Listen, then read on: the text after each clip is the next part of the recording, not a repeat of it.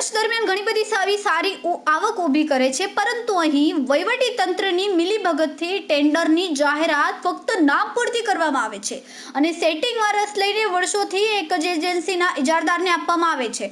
શું સરકારને આ ઇજારદાર વધારેની કમાણી કરી આપતો હોય કે શું, કે કોઈ ઇજારદાર આ ટેન્ડર લેવા માટે તૈયાર નથી?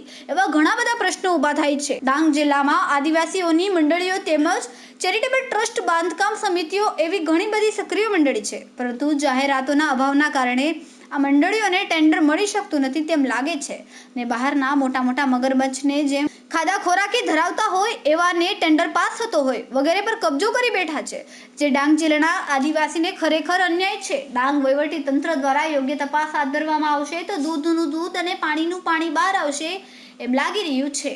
રિપોર્ટર રમેશ માલા, તહેલકા ન્યૂઝ, ડાંગ.